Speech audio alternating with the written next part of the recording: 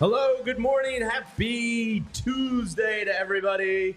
Welcome into the PHLY Phillies podcast. Jamie Lynch, Renee Washington, Tyler Zulli here with you on this lovely Tuesday morning. A little early for us today, but it is a nice fall day outside. A little frost on the grass again this morning, but the sun's coming up, and it's going to be one of those nice, cool fall days.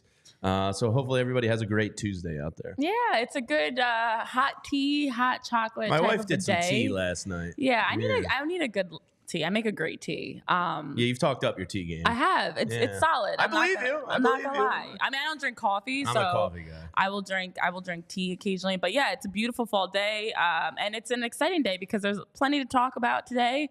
I know yesterday we went off the rails a little bit. I'm sure we will Poor again today. Bears.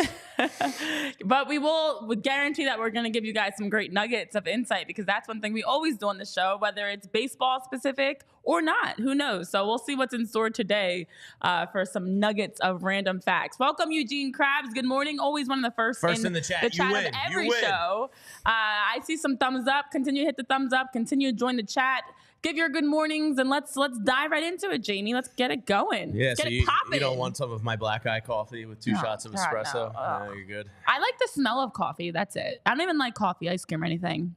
Nothing coffee. Yeah, no, I don't mess with anything else coffee except the actual coffee. Give me the hard stuff. But yes, there is a lot to get into as the diarrhea that ended the GM's meetings a little early has not stopped the rumor mill from going. I think conversations are just now happening over the phone. And I think from everything I've been reading, watching, I think John Morosi kind of is the pulse of the rumor mill for the most part right now. He seems to be on the forefront of everything. We'll see what happens when it comes time to actually, break the actual news. That tends to be Heyman and Nightingale, and I think it's all has to do with the relationships with certain clients, and how that works and how they use the media and so forth. But John Morosi's been all over it to start so far from the MLB Network, and he's the one. There's two big ones. We'll start with the big one, which is our thumbnail on the show today, and then we'll get back to the Aaron Nola news that he dropped. But good morning, MBD. You are second in here behind Eugene. Pause. Good morning, Tyreek. Good morning, Rick. Everybody in here. Good morning. The one he dropped last night, I was in bed, scrolling Twitter, reading the rumor mill, prepping the show a little bit last night. And right as I was about to shut down our shared note sheet there, I see John Morosi, MLB Network, 1 minute ago. And John Morosi says that the Rangers and the Phillies are on the top of the list in pursuit of all-star closer Josh Hader. Now, he's a guy we talked about a little bit last week on the bullpen issues. Might not be the warmest, cuddliest, most friendly guy in the world, and has some, I guess, problematic tweets in the past. Forgetting all of that, which I know, whatever. But baseball-wise, there's no doubt he's the best closer on the market. He's a guy Dave Dombrowski named as there not being very many of in the league. At the year-end press conference, when asked about bullpen help, he said, there's not many Josh Haders out there. So I think it passes the smell test. Because, look, if they bring in Josh Hader, they probably have the best bullpen in baseball. Between the flexibility you would have between Alvarado and Sir Anthony, Hoffman's back, and then you have a guy like Orion that you can help grow and foster, whether he starts the year up there or comes up halfway, whatever it may be. You all of a sudden have a pretty juicy bullpen. And playoff baseball, no matter how good your starting pitching is, no matter how good your bats are, it always seems to come down to bullpen. Mm-hmm. And if they go and do this, and the rumors are he could get 6 years, $100+ million. I'm cool with it. Assuming he's not a complete JO, and he's not going to like be a cancer in the locker room, which I don't think he will. I remember some people in the chat saying he didn't want to go into a multi-inning closeout situation in San Diego. We got a fan in Seoul, Korea. Oh, I love that. Welcome, Jay Young Lee. That's nice awesome. to have you here. Thanks for joining the show. So Josh Hader, personality aside, it makes the Phillies pretty damn good at because it's not about making the playoffs anymore. It's about winning the World Series. Oh, yeah. And every playoffs, I feel like, always comes down to the bullpen. So if this is the angle they go, all for it. For sure. I know you guys are already dropping in the chat some other thoughts. We will get to like Corbin Burns and other players on this show today. But for Josh Hader specifically, it looks like it's going to be a bidding war. He's a name that, much like Ohtani and Aaron Nola, there are a few guys that are right now those top prospects, and Hader is one of them. Now, when you look at Josh Hader's stats, I know we have the conversation about Josh Hader, the person, but Josh Hader statistically, no surprise that he's someone that, right now the Rangers and Phillies are looking like they're going to have a bidding war for. Last season, Josh Hader finished with a 1.28 ERA, over 56 and a third innings, 33 saves, struck out 13.6 hitters per 9. And overall in his career at 29 years old, has a 2.50 ERA, 165 saves in 7 seasons. Now, the Padres obviously looking to financially, they've got a hole to dig themselves out of. And so as they're looking to figure out their payroll, cut back on their payroll, if they're willing to let Josh Hader go, it'll be absolutely a huge addition for the Phillies, because the Phillies, as we talk about, being that they're in the focus now on winning a World Series, not just the playoffs. The Rangers coming off of a World Series title.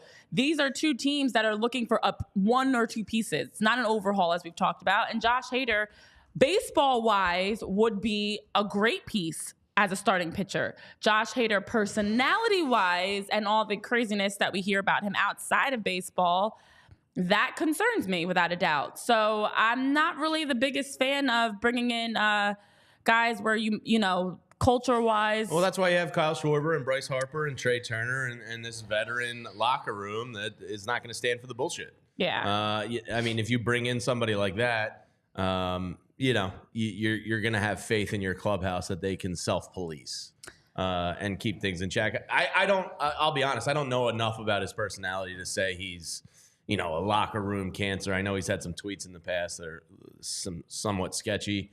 But, I don't know to the point of him ruining locker rooms or not, to the point of some commenters in the show we did about the bullpen. If he's denying a manager's request to go get 4 or 5 outs instead of 3, I mean, that's pretty lame. But you would hope Dave Dombrowski and Barber and Mattingly have a pretty good sense of what he is and who he is around the league.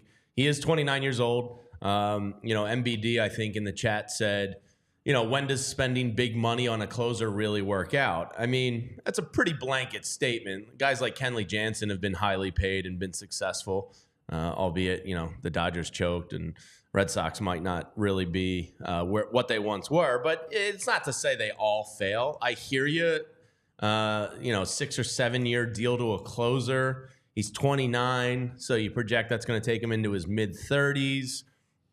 I mean, I get that. Like, I do understand the hesitation there, but I'm just thinking about the next 2 or 3 years, and that might be wrong, but like that's kind of the Phillies' window. These guys are all right in their prime. Schwarber, Castellanos, Harper, Turner, JT. Like the time is now. Like these guys are all in their early 30s. You probably have who knows what happens when Kyle Schwarber and Nick Castellanos' time is up here. Justin Crawford could be great, but you might have to go spend on corner outfielders again or DH again. So, like, the window is really the 2 years that Kyle Schwarber has left on his deal, in my opinion. So, for that reason, it's kind of like I'll push all in. And if you go get a Josh Hader, you're presumably going to lose Aaron Nola, but then you should go get a Sonny Gray or an Eduardo Rodriguez or somebody of that ilk. So while you were sharing that information and your thoughts, I did do a quick look, it's not hard to find the Josh Hader tweets.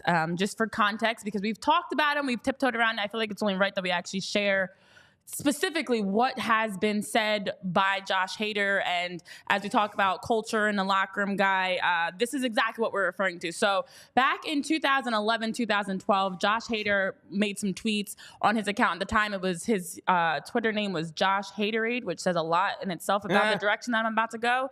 And so those tweets were just before he turned problematic. Yeah, if you Haderade, that's so pretty these good. tweets were posted just before his 18th birthday. Stay off the internet, so that kids. was teenage Josh Hader months before he was drafted.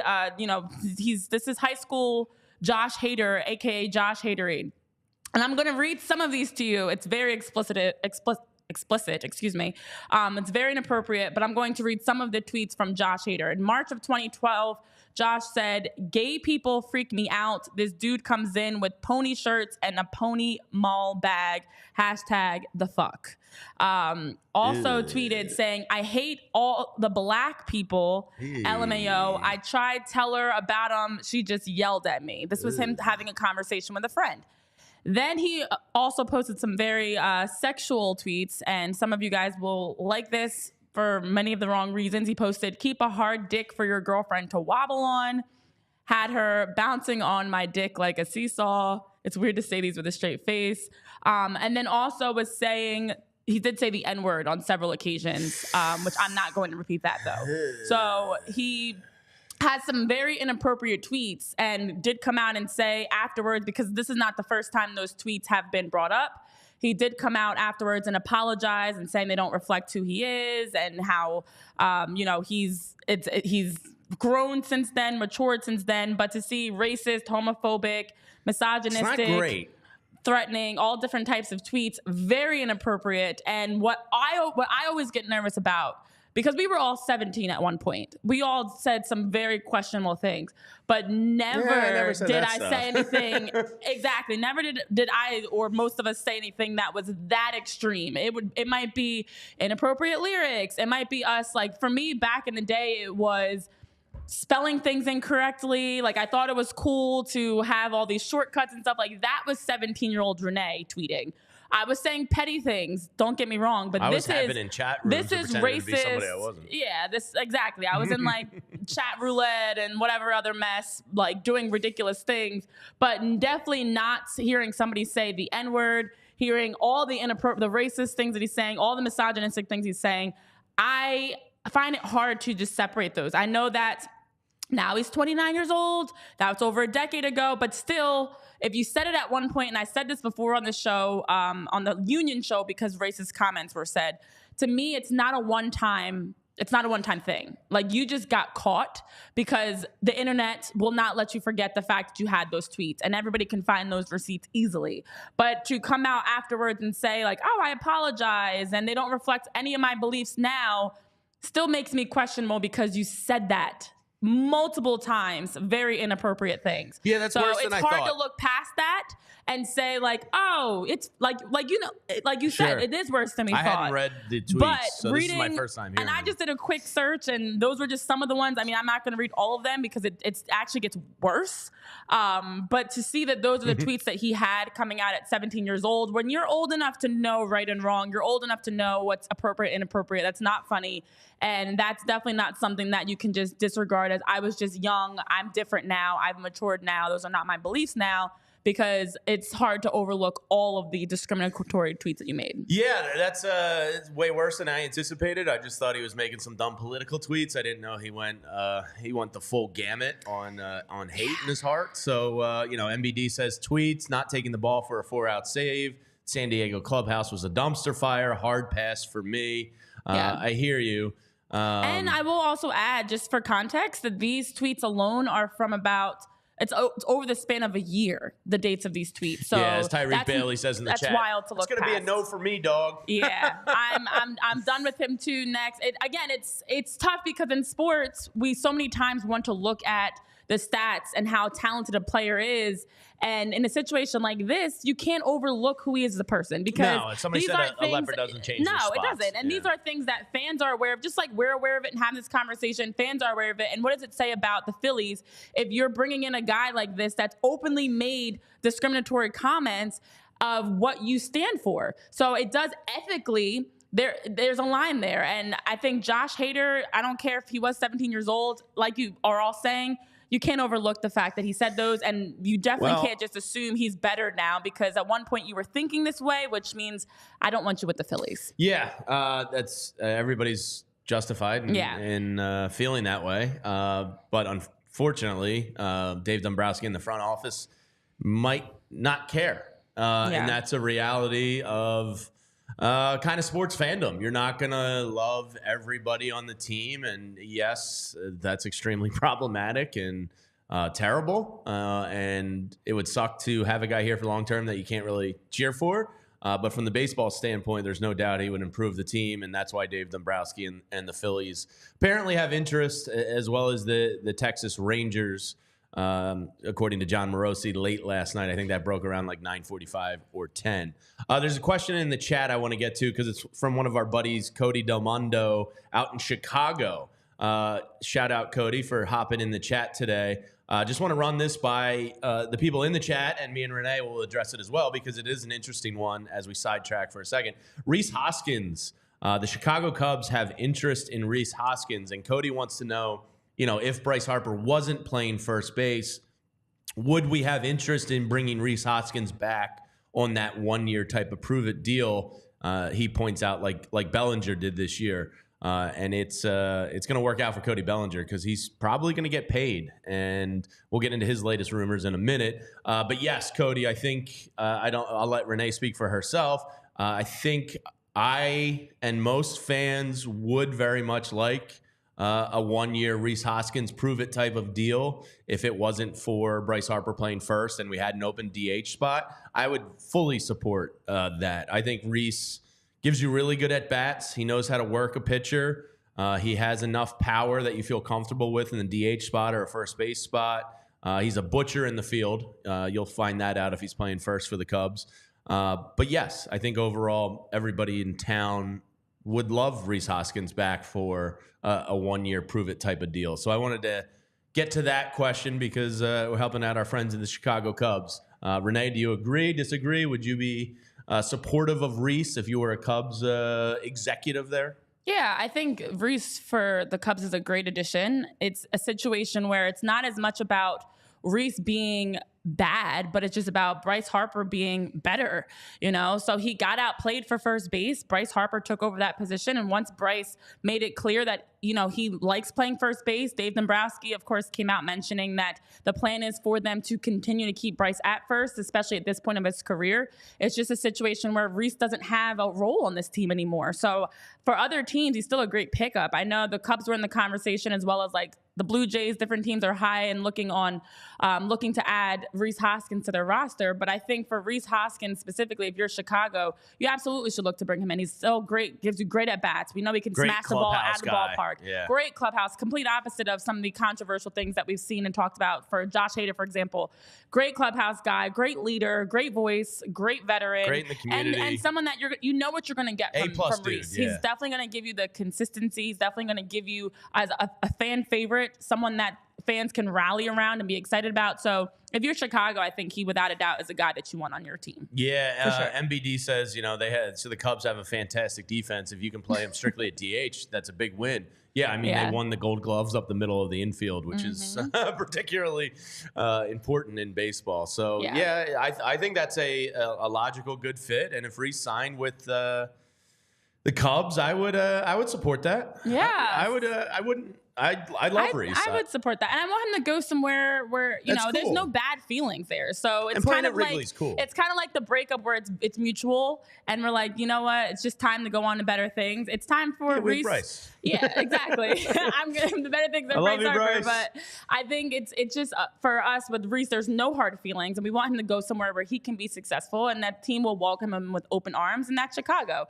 I do want to jump into some comments in the chat. It is sunny in the studio today. I'm not gonna lie, I'm loving this glow. It's like, oh, it's very, you're not getting as much of it because I'm taking all the sun, but it's fine. That's fine. I can share. That's all right. You can just lean over. I was doing the Also- sun visor shuffle all morning driving in. Oh gosh, yeah. The sun was bright. Eugene Krabs is saying, I know on that one shot you can kind of see Jalen like peering over my shoulder a little bit, which is nice. I always forget he's it's like creeping we're back there. there. It's There me he and is. Jalen. There it is. But yeah, it is great to see. We've got some other names in the chat. If you can scroll up, I know I saw at 215. Welcome in. Take 215. Excuse me. Nice to have you. Good morning as well. Can I live? Welcome to the show as well. Yeah, not a lot of diversity on the Phillies roster, specifically in terms of African American players.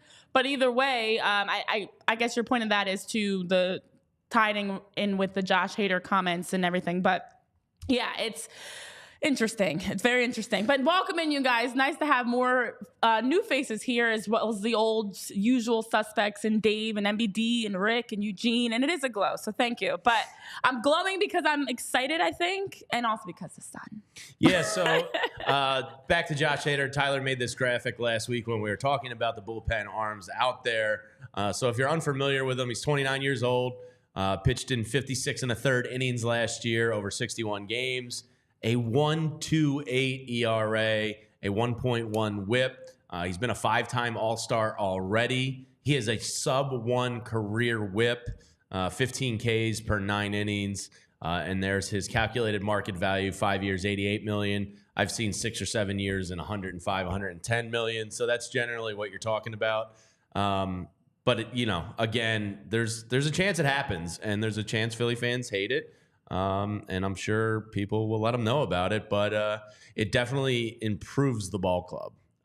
And that's probably what Dave Dombrowski and Brian Barber and Preston Mattingly are considering. They have enough friends around baseball that they've probably talked to, their ex-colleagues or whoever in San Diego, in Milwaukee, and places he's been. And if they do sign him, I would think it's a sign that they feel comfortable enough with who he's become as an adult, that they're not going to crucify him for an 11-year-old tweet. That's my guess, because the Phillies are a very family-friendly culture. The people that work there stay there. It's a good atmosphere, very family-friendly. Like, I don't think they want to openly invite a scumbag into the locker room. So I don't think they would go out of their way to let baseball overrule culture. You know what I mean? Like, I do think that's something that they would balance and consider in bringing him in. So that was the latest from John Morosi last night. It is controversial because it's what do you prioritize and value? And I know he's, ever since Josh Hader's tweets surfaced, a few years ago, actually, he's openly spoken up about how he was immature and apologized and said he was young. He said, I was in high school. I was just trying to figure out who I was back then. I struggle to believe all of that and let it go. And I just, for me, have a hard time drawing that line in the sand of maturity and, learning. I do think people learn and mature over time, but the extent of these tweets are hard to overlook. So personally, I'm not a fan in any sport of any athlete. I don't care who you are. I don't care how talented you are. I absolutely struggle with, it's okay because you're good enough. We're just going to accept what you've said as truth and bring you in. But I absolutely believe that for Dave Dombrowski and for everybody that they're going to do their due diligence of and are doing their due diligence of seeing it through. But personally, it does make you, when you take a step back, bigger picture, think, okay, how much are we willing to put aside the frustrating, discriminatory, ignorant tweets? I don't care if it is over 10 years ago because he's such a great addition as a starting pitcher. Well, the reality of sports is there's a lot of POSs and that's unfortunately what we see all the time in sports is that people get a slap on the wrist. The better you are talent-wise, the more you're able to make excuses and completely overlook your past situations, whether it is a crime. I know Eugene saying a crime that, we've seen crimes committed and people come back from it and it's like, get back out there and keep playing because you're so good. We are going to overlook the fact that you've had domestic abuse or rape charges or whatever else. So I ethically always struggle with that. I love sports, But I also know sports are not life. And I also know there's more to it ethically and values wise. So I know it possibly can happen. And if Josh Hader joins the Phillies, I will figure out a way to absolutely wrap my head around it. You don't have but to I like also, and I also it always takes me back to how in sports, everybody, if you're talented enough, you can get away with things. That's just the nature of the unfortunate beast of what we live in the sports society. So, well, yeah, it's unfortunately a reality of life, even outside of the sports world. That is true. Chris Brown's a good example. These are great examples. Dave's bringing up. The Chris Brown, John chat's Rocker. been great this morning. Thanks for chiming in, everyone. Make sure you hit that like button when you're here. Can we just go up to our friend Vince Pellegrini's tweet? Yes. Vince, you're hitting the sauce, man. He says, if Marsh is traded for a high-leverage relief pitcher, the Phillies should bring back Reese as a right-handed power bat. I don't disagree with that part. And have Kyle in left field? No, Vince, no. It's too early for that. We've seen enough of Schwarber. The original plan was for him never to play the field here. It was always for him to be DH. Bryce's injury caused that. And no, I never want to see Kyle Schwarber play the field again. Johan Rojas is going to start the year in the minor leagues. So Vince, bad Vince this morning. Bad Vince. I do want to clarify. I was not. So just to your question, for anybody that came in late, Josh Hader, there have not been any reports of him beating on women. That's not the situation. Josh Hader had racist, misogynistic, sexist, homophobic tweets that he posted years ago. So to your question, Marshall Lynch, no. But I'm saying as an example, we've seen athletes, or even as you're talking about, Dave, and reminding us, entertainers and celebrities that have been involved in cases of domestic abuse, different types of violence, crimes, different types of discriminatory actions, and get a slap on the wrist essentially because of their talent, that they are allowed to just step right back and resume. So I was just using it bigger picture to compare to other things. But Cody from our Chicago sister station says there's a reason Milwaukee traded him while in first place before the trade deadline in 2022. He said, the Cubs, and Cody does a great job covering the Cubs out there. He said the Cubs need bullpen help too. I absolutely don't want them. So I think that's going to be the overwhelming majority feeling. But the Phillies, we'll see. John Morosi's pretty tied into the rumor mill. Phillies and Rangers are the two after him. Let's move on to more exciting topics. And that's the possibility of Aaron Nola playing for the Atlanta Braves.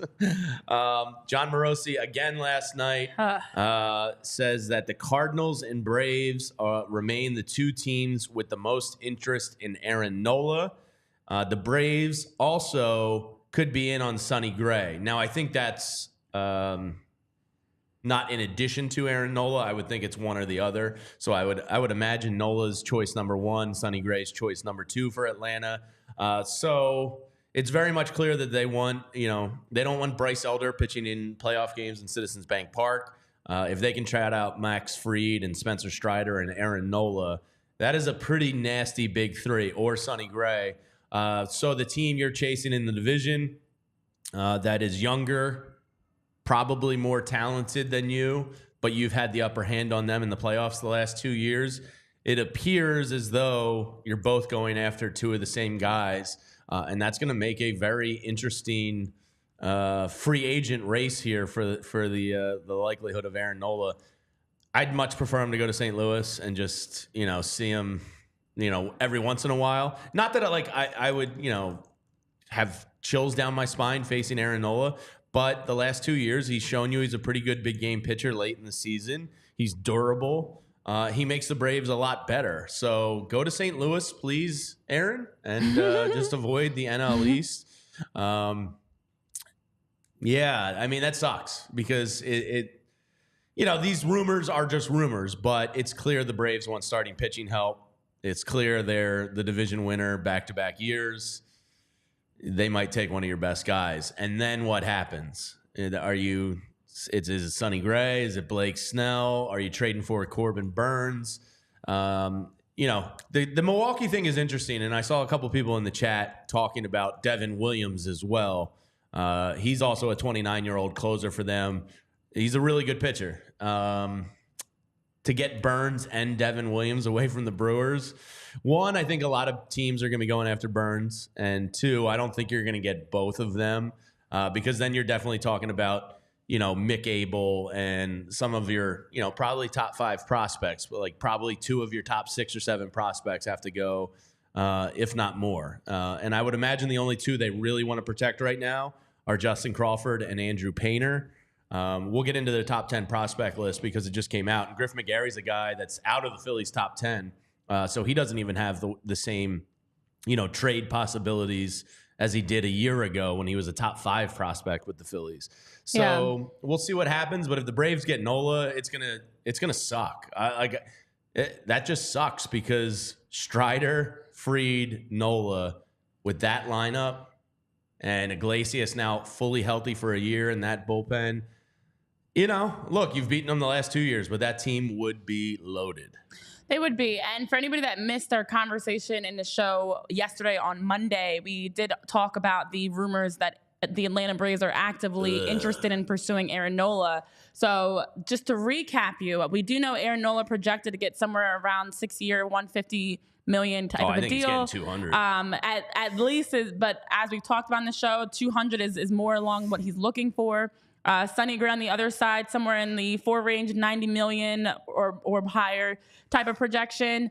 And for both of them, Atlanta has been very active. Now, we saw St. Louis as we were getting into, especially like September, the rumors started swirling around them having interest in Aaron Nola. But as of late, it's been the Braves. And for Aaron Nola, if you had to choose between St. Louis or Atlanta, I don't think there's a tough decision there. But go to baseball we know heaven. the financial side is going to be a big part of it. Obviously, he's definitely looking for a contract that makes sense for him at 31. Durable. He might as well just change his name to Durable Nola at this point because that's been the key buzzword. Wants. Exactly. That's been the key buzzword for him.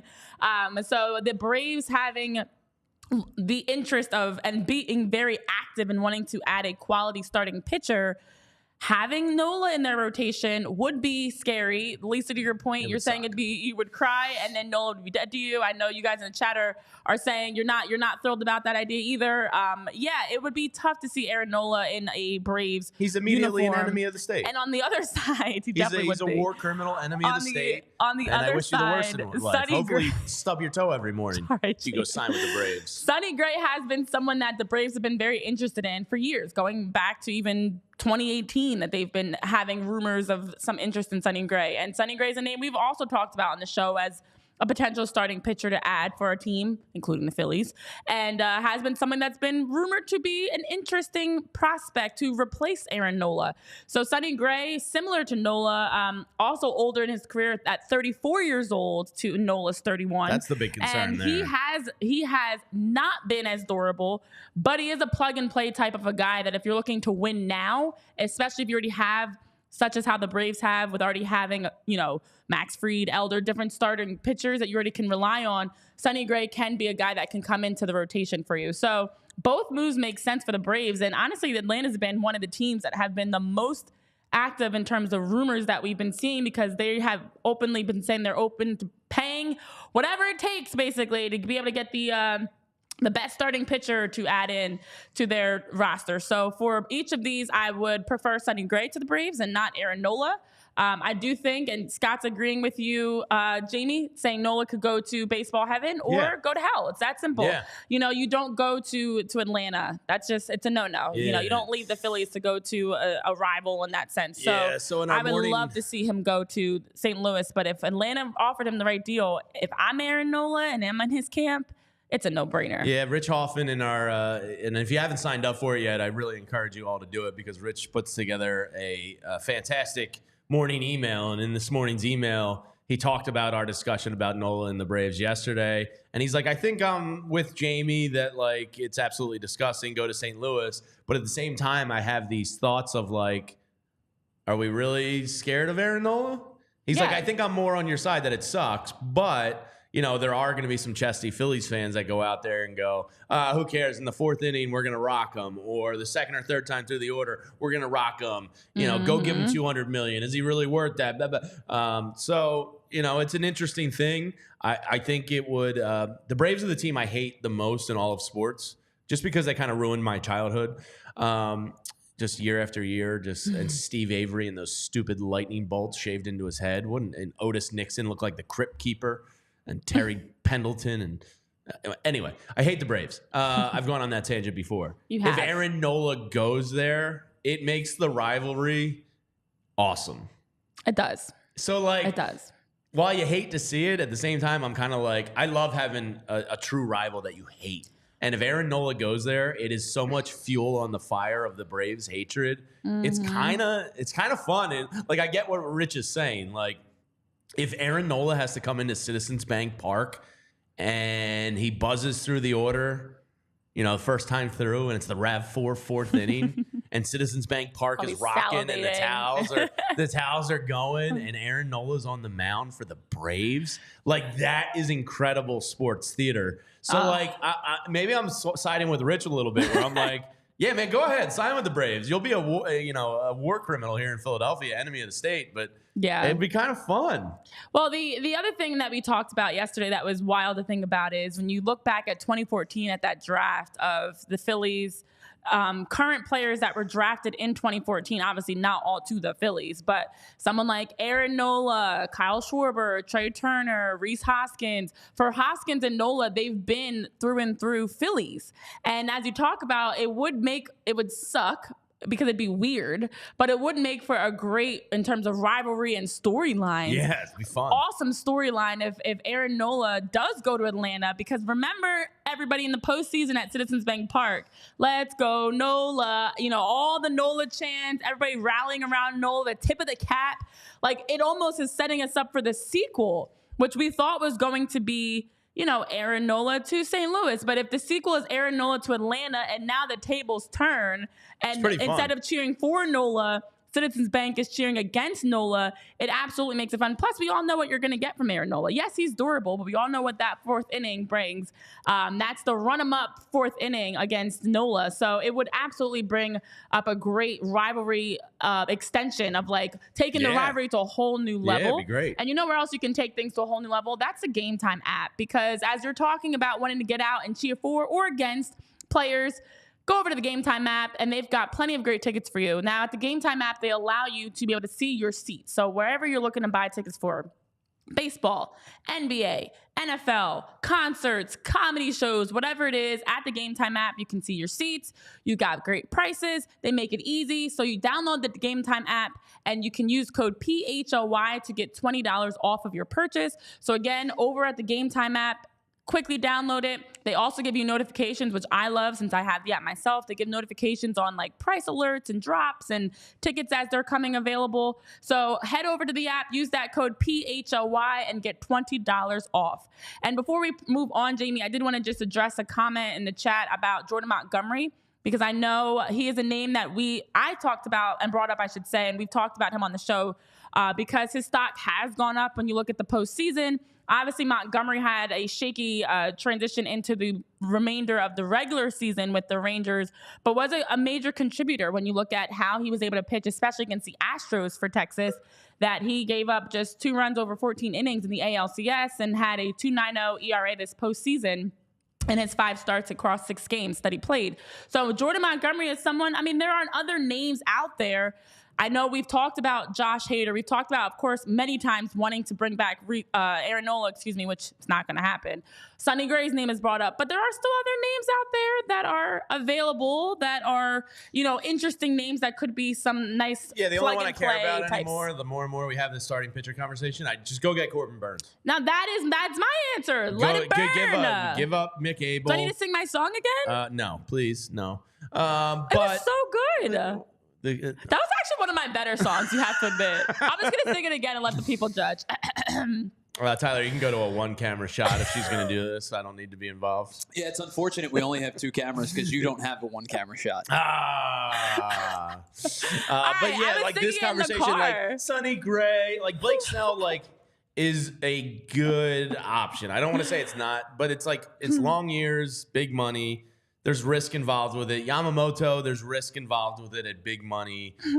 Sonny Gray is 34. Like, it's good. It's solid. None of them really move the needle for me that much. Corbin Burns absolutely moves the needle. I'd give up Mick Abel in a heartbeat to go get him. You're going to have to give up another, nice piece as well, most likely. But, like, that's the one that really, hashtag horny for Burns, that's the one I think is like the championship move. Yeah, we should have led with Corbin Burns because That's is the one. Well, hands it's not down, a free agent. So. No, I know, but he is hands down. If you have any moves to make, it's for Corbin Burns. So I no, my song did not sink us in the playoffs. I don't know why I'm getting blamed for the Phillies losing. Because we have to rationalize things. Yeah, and you guys need a scapegoat, and it's become me. And the fact that somebody actually pulled that video, clipped it, posted it on Twitter, and blamed me and said it was my fault is hilarious, actually. That I get that much credit. I'll take it. But it was also hilarious because my songs are not the reason. So while Jamie is over here lusting for Corbin Burns. Yeah, hashtag horny for Burns. Here's my song, and I think it's really good. Or is horny for Corbin better? It's going to hurt for me to say this. It's coming from the heart. Oh, God. It's been a long time coming, but Corbin and Milwaukee fell apart. If you want to work this out, we've got a team for you. I think that you should just come over to Philly too. Come on! Let it burn. Eugene Krabs says Corbin Burns looks inbred. Not gonna lie. Another comment in there. Rick Moore said, "Are we all just assuming that Aaron Nola is not back with the Phillies?" I am. Actually, yes. I actually am operating under that conclusion. $200 million's not happening. Yeah, I mean they weren't close last year. I don't think they're gonna up that. Apparently, they were as far apart as like $40 or $50 million last spring training. It's not happening. That probably increases more because of what we just talked about. The free agent starting pitcher market is not robust, and so many teams need starting pitching. So I am operating under the assumption that Aaron Nola is gone, even though Ken Rosenthal yesterday said the sides are still in talks and yada, yada, yada. Yeah. I am operating under that assumption. And that's why it's time to start looking ahead. No, it is. But you also have to keep in mind, obviously, today is the day, guys. It is November 14th, FYI, for those of you that have been paying attention. And so today at, 4 p.m. Eastern time, that is the deadline for players to have been receiving had received qualifying offers to be able to accept or decline. They're going to decline it without a doubt. So you obviously know for Aaron Nola to be able to have can't carry a tune with a bucket. Ouch! Oh my gosh, that's so harsh. I actually can. Okay, I really can sing, guys. I really can sing. But anyways, all jokes aside. The deadline is today for the qualifying offers. Yeah, they're all going to reject it. And by 4 p.m. Eastern time, everybody will officially have declined, all 7 of them. $20.35 Aaron Nola million. specifically has some teams, Atlanta, St. Louis, that are out there willing to throw so much Aaron Nola's way to bring him in. So for the Phillies, I just don't think they're going to be able to keep up and contest, and it's going to become a bidding war. So at that point, you look at other options, and Corbin Burns, without a doubt, would be the front runner if you can make any deal happen between free agency and trades and everything else this offseason. It's Corbin Burns. He'd be a great addition. Awesome culture guy and locker room guy. Haven't heard anything controversial about him. And definitely would love to see Corbin Burns in there. And if for any reason you're not on the Corbin Burns train, I don't know why not, because Corbin Burns has had some awesome numbers and stats we obviously talked about on the show. So Corbin Burns to the Phillies, guys. Horny for Corbin. Rick says you don't think he'd have to give up Painter to get involved in a Burns deal. I don't. Honestly, I think McAble would be enough. It's rare teams, truly trade their number one prospect. A lot of times when you see those big blockbuster deals, it's like the 2nd, 4th, and 9th. So teams try to protect that top guy. I think they are going to try and protect Painter and Crawford at all costs here. So speaking of Phillies prospects, let's get into it. Baseball America just released their top 10 Phillies prospects. And the thing that jumped off the page to me right away was Griff McGarry is no longer on it. Tyler was talking before the show with me a little bit. Griff McGarry might be a guy that ends up having shifted the bullpen. He had a pretty down year, actually. Huge opportunity for him and McAble this year. And McAble was steady but not stellar. Griff McGarry kind of straight up struggled a little bit. So we'll see what happens there. But the top 10 in order, starting number 1, it's Andrew Painter.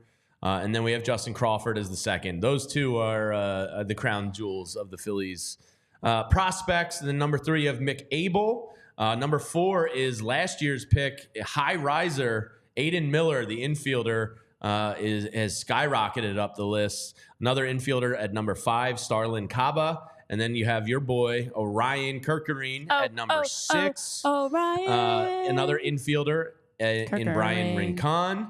And then you have William Bergola, another infielder, Eduardo Tate at number 9, and Gabriel Rincon Jr. at number 10. So that was just released by Baseball America, I think on Sunday or Monday, maybe over the weekend, whatever it was. So, like, those are some of the names. If you are talking about a Corbin Burnes deal, I would imagine that's probably going to cost you like a Caba and an Abel, or a Rincon and an Abel, something like that. I'm all for it, because if you throw out Zach Wheeler and Corbin Burnes, you probably have the best 1-2 in baseball. Yeah. And it prohibits a Yankees from teaming a Burnes up with a Garrett Cole, or, you know, the Rangers, or, you know, maybe Boston goes and gets him, or the Dodgers strike out on Ohtani or something and they go get him. So, you know, and God forbid the Braves get involved, because they're lurking on every starting pitcher. So, yeah, go do it. I have no problem. Yeah, I have no problem losing McAbel. Yeah, and honestly, when you look at the idea of having Zach Wheeler and Corbin Burnes, it's exciting to think about, and I would be happy with a change. I know we've been back and forth on the bring back Aaron Nola conversation, and because at the time there were no other strong prospects, Yamamoto, Blake Snell. I know MBD, you love Blake Snell. You know, these are guys that you're not sure exactly how, especially for Yamamoto, I should say, if that deal is going to pan out the right way, but for Corbin Burnes, let it burn. Proven commodity. You definitely know. And also Milwaukee's, as they've been the reports have come out, are open to moving virtually any player on the roster. I'm not going to say they're desperate, but they're very open to conversations and negotiation, that it makes it for a great opportunity for the Phillies, because they do have some, as we look at the prospects list, they do have players that would be great for Milwaukee for their future, that you can absolutely look to move Corbin Burnes and send him on over to Philly. Yeah, and MBD makes a solid point. Aiden Miller, the guy, you know, that's kind of fast rose, and the other point by Can I Live, kind of bad, the player you just drafted is already your 4th best prospect. I'm not disagreeing with you there. But the possibility of Aiden Miller not having somewhere to play here, with Trey Turner and Bryson Stott locking down the middle of the infield, is a fair one. I don't think he has the power to play third. Not that Bohm does, but there is kind of a roadblock for Aiden Miller. So it's a fair point. I wonder if he's a guy, even though he's been a fast riser in the system, I wonder if he's a guy where they go, well, Bryson Stott exceeded all expectations.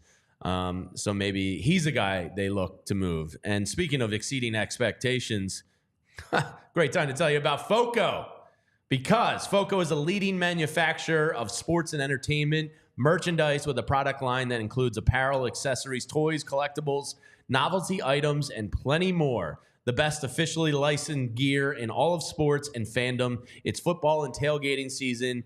Oh, so yeah, that means gloves, hats, overalls, sunglasses, bags, everything you need for the big game. FOCO has you covered. And they've hooked up PHLY listeners with some awesome pieces for our set. Some of our bobbleheads back here, some of our pennants, a lot of cool stuff came from FOCO. I'm actually wearing some friendship bracelets from FOCO. Love you, Jose Alvarado. FOCO always has your back for Philly sports, and they have yours too. Get the best gear around by using the link in our description. For all non-presale items, use the promo code PHLY for 10% off your order. And I want to take a quick moment to just welcome in Relative Time Works. You're making some great points about the writing on the wall with Nola, that his body of work this past season is definitely not going to be sustained, or most likely will not be sustained going forward. And he's out of here. But he's Moore, a guy that can pitch saying, into his like mid to late 30s, I think, without a problem. He doesn't rely on overpowering stuff. He's durable. He's durable, and he's just kind of, and look, because a baseball head like Tyler's going to hear this, and he's kind of like Greg Maddux in that he knows how to pitch. He's not nearly as good as Greg Maddux. I'm not saying that. But Greg Maddux was able to have a long, long career because he didn't rely on overpowering stuff. He relied on command and precision and knowing how to pitch. And Aaron Nola is that kind of guy. So I don't think there's a ton of risk with him like losing stuff. I think he's given you enough body of work that you know what he is. And then Valerie, a lot of teams covet that. And Valerie's saying on the other side, that she doesn't see Atlanta spending that kind of money for Nola, and got some agrees in the chat. I think they're actually in a perfect spot to go for him. For Nola, it is that money is what it always comes down to. I mean, I know MBD was talking about with the Phillies, the risk reward of someone like Yamamoto. It comes down to how much are you willing to invest and what is the priority. And for Atlanta, I know MBDBDBF saying sending Gray to Atlanta is much more in their speed. I could see either one, but I definitely think Atlanta has been so active, and it's not one. We've heard this consistently. They're actively looking to pay a lot for a starting pitcher. I disagree because I think can see them. They have Ozzie Albies, Ronald Acuna Jr., Austin Riley, the center fielder Michael Harris. They have another kid coming up in left field. They have so many player-friendly deals right now that this is their perfect opportunity. You have Spencer Strider and Max Fried on relatively team-friendly deals. Like, this is their Sean Murphy behind the dish. Like, they're loaded and they have the ability to spend. And if they were ever going to spend, I think now is the perfect time for them to push in before Acuna and Albies in a year or two go, wait a second, I want a new deal here. I'm making $8 million and I'm the best second baseman in the game. Like, this is ridiculous. And that's the point. I think this is the perfect time for the Braves. That's the thing that it comes down to. Teams like the Braves, the Phillies, the Rangers, obviously coming off of a title, want to run it back. But these are teams that are in a win now situation. They already have a lot of the pieces. They're looking to just add in one or two to solidify. And as we've talked about, you can never have enough strong starting pitchers, bullpen arms on your roster. So if Atlanta's able to bring in a great starting pitcher and Aaron Nola, Sonny Gray would be another addition that makes sense for them. That's why they've been so actively looking to bring in a starting pitcher, because come postseason time, that is such a huge game changer to be able to have as you're getting into series after series, starting pitchers that you know what you're going to get from. So I think they would be willing to invest because it is a win now. They want a title. They want to win the World Series just like the Phillies do. And so that's why it's about being so active. You don't need a bunch of little pieces. You need to bring in one Their little guy. pieces are set. Exactly. You need to bring in a guy that's going to help you get to winning a World Series. And the last two seasons, they haven't even gotten to the World Series.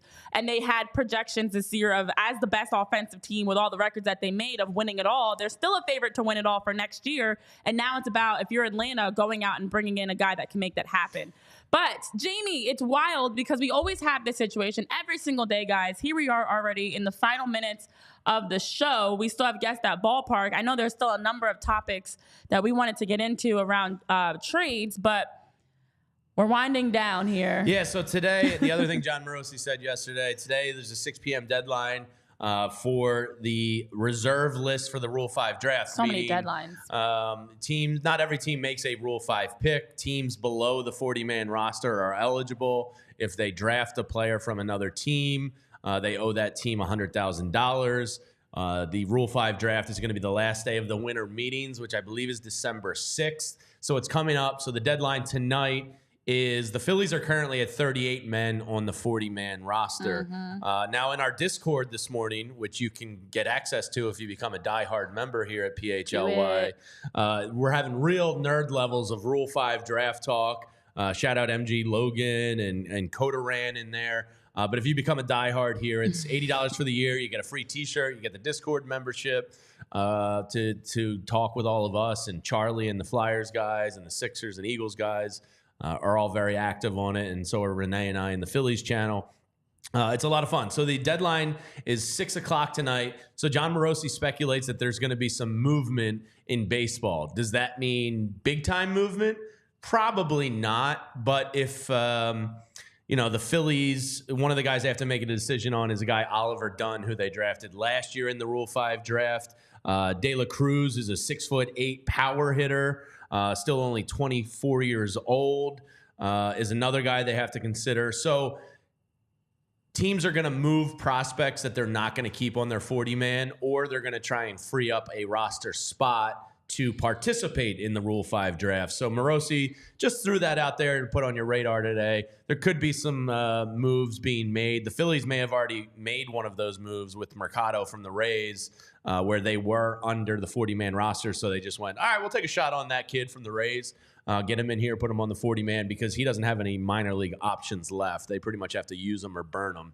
Let it burn. Oh, the Phillies did not protect De La Cruz last year. Okay, interesting. I think he had a little bit of a surge this year in terms of power numbers.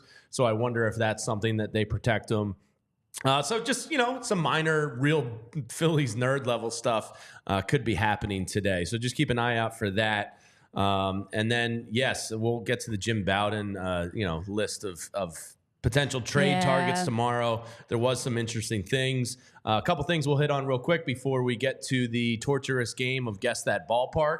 And Tyler already mind-effed me today and said, I think this is one you can get. So there's one definable Screw you, Tyler. There's one definable feature that will help you get this. If you're not looking for it, you're not going to get it. But I think there's one definable feature in this game today that will help you. Yeah, screw you. I already missed Fenway, so I don't like my odds. A couple little news and notes around Major League Baseball before we torture ourselves. Pat Burrell was named the San Francisco Giants hitting coach, which kind of makes me laugh a little bit because when I think of Pat Burrell and a hitting coach, it seems funny to me because Pat Burrell loved lunging for low and outside breaking balls, and his sense of the strike zone on inside pitches always seemed to baffle, I think, all Phillies fans' minds with the butt thrust out he would do. So congrats to Pat Burrell. I always loved half machine, but the idea of him being a hitting coach just kind of made me chuckle. He's put in his dues. So congrats to him, but we'll see if that works out. So Pat the Bat back with the Giants as the hitting coach. Cody Bellinger and the Yankees. Apparently the Yankees have emerged as the front runner to land Cody Bellinger. I'm sure. Ching, ching, ching. Yeah, at big money, but they need some healthy outfield help there. And then last night, the Rookie of the Year awards were given out. And as we talked about yesterday, unanimous. Gunnar Henderson, Corbin Carroll, clean sweep. They become only the 5th unanimous pair to win Rookie of the Years. Now, Tyler, did you see the picture in Notion? No. Can you guess the last time? I'll give you I don't want to give you the year. No, don't give the year. Do not give the year. The last time a unanimous Rookie of the Year. Why can't I get the year? The year's going to give it away. Yes and no. Baseball's kind of hard because, like... No, it will. Tyler, you're talking about Tyler together. Here. It's no more than 6 years ago. It's been in the last decade. Yes. The last decade. The last unanimous pair to win AL and NL Rookie of the Year awards. The years blur together when you talk about same with All baseball right, for me. Say the names that are coming to mind. I'll give you the year. 2017. 2017. A pair won the NL and AL Rookie of the Year. It's kind of tough because I don't want to say any more because I'm going to give it away. Yeah. I don't want to bog the show down. So he gets to torture us with the ballpark. Yeah, we're now. torturing We get to you torture back. him. Yeah. 2017. Does anybody in the chat know the last time that we had unanimous winners in both leagues that won the Rookie of the Year award? And Jamie, as Jamie said, I wasn't going to give any clues, but it was in 2017. Yes. If you guys know, drop it in the chat. Tyler can use some help right now. Tyler's going through it. Yeah, he really is. Is 2017? Would you like a team of the two? No. So my assumption based on that we time don't get frame help with Guess That Ballpark. seems to be an Astro to me. Negative. It's not Carlos Correa? Nope. Or Alex Bregman? Nope. Okay. One hits a lot of bombs and one is a free agent. So Mickey Durkin may have gotten both of them there. Nope. There has not been a correct answer in the chat yet, or said. That's my phrase. I'm gonna take your hit. We have not heard a correct answer yet. I like this. Tyler's sweating. One is a current free agent, and you said the other one hits a lot of bombs. Yeah. Yeah. Wow. That's a great hint, actually. Yeah. Yeah, I don't want to bog too much of the show down. I feel like that's what I'm doing we'll at give this you point. 10 seconds on the clock. I'll give you a team. I'll give you one of the two teams. Okay. Would you like the AL or the NL Give team? me the NL team. The NL team was the Los Angeles Dodgers. Was it Bellinger? Yes, it was Bellinger. Ding, ding, ding, ding, ding. Now, who was the AL counterpart? The AL one would have been. So he's the free agent. I assume that you're referring to. The other one hits a lot of bombs. We're gonna go. The Phillies once almost tried to trade for him. Oh my gosh. Miguel Sano. I don't know. Your friends in the chat have helped you out. Aaron Judge. Aaron Judge and Cody Bellinger were the unanimous 2017 Rookie of the Year. The last times it happened prior to that was 97 with Noma and Scott Rowland here in Philadelphia. 93, Tim Salmon, Don't Call Me Salmon, and Mike Piazza from Norristown. And then in 1987, Mark McGuire and one of the low-key best catchers of all time that doesn't get the credit, Benito Santiago. Yeah, it's wild. It happened 87. 3 times in a 10-year span, and then it took 20 years before it happened again. By the way, Correa won 15. I was slightly off. Slightly I off. was close. I was close. Okay. Corbin Carroll, impressive. you bastard. Jamie with some great hints for sure. You guys got it in the chat with Aaron Judge and Cody Bellinger. And also, I love, Lisa, the fact that you are teaching right now and still watching the show. We are winding down, so you'll have a chance to get back to your kiddos fully in a moment. Pulling the VHS cart and throwing a movie for them. Those used to be the days. I like the fact that you guys are also ahead of the game. You guys know us so well, Eugene Krabs especially. I think it was MBD that was the other person that was like, ad coming. Here it is. You've spoken up, Hero Bread. I don't even need a witty introduction because you guys just helped us out here. Let's talk about Hero Bread. Over at Hero Bread, you can eat nutritious, delicious. And as we're gearing up for the holiday season, don't worry about putting on those extra holiday pounds, because with Hero Bread, you can have rolls, sliced bread, tortillas, any sort of wraps that you want, breakfast, lunch, or dinner. So now as you're eating for the holidays, you can eat healthy. And with Hero Bread, you get a great option for low-carb options that fit any lifestyle, regardless of your dietary restrictions, allergies. Hero Bread has you covered. They give you high fiber, ultra-low net carbs, 0 gram sugar per slice, and fewer calories than the leading national brand. And so when you have an opportunity, head over to hero.co. It is the URL that is on your screen, as well as for those of you that are tuning in on podcast platforms, hero.co, or on Amazon, you can use the code PHLY, get 10% off of your purchase. Eat well, save money, and make sure you have some fluffy, delicious bread at your next meal. So yes. Oh, thank you guys. Yeah, you guys, I can seriously sing. I know there's been some requests for me to sing the song at the end of the show. But before we do that, we're going to get to Guess That. I actually can carry a tune. You know, the more you tell us you can sing, the less I believe you. Here's what I say. Over on YouTube, they will flag you if it's copyright restriction. So I can't sound exactly like the song because they might think we're playing the song. Flag us, and I don't want to be the reason why our show's taken off of YouTube. So I have to add in the crackle. Exactly. But it's time. I'm just gonna start singing. You don't here want to and sound there. too much like Beyonce. I don't want to sound too good because first of all, you guys, right? I mean, out here I already have my SoundCloud link that I'm working on. You know, I don't want people out here ready to sign me up. I like the show. I want to stay here. I don't want, I don't want it to conflict. So it's just a fine line of you becoming the Padres guys, and I really like to sing. I really like music. I know, but I don't want you to be like winning. That's what's in. I have to protect my teammate a little bit. Yeah, exactly. Yeah, so I don't want you, I'm doing what's best for the squad. Yeah. I'm just trying to make sure we don't get flagged on YouTube. I'll try to help there. I also like winning, and I did finally get a win, a small victory. We're definitely clear the cup. Thanks, MEDBDBF. We are finally getting into Guess That Ballpark. So we are 1-4. Somebody's in a singing mood this morning. I like when we start early. It's great. I'm a morning person. I like going early. Are you a morning person? Well, for a long time in my life, I was waking up at 4:15 in the morning. I'm okay at it. Okay. But I wouldn't say I'm like a morning, afternoon, night person. And I don't drink coffee. This is just me all the time. But I wouldn't say morning person, but I'm not bad at it. Okay.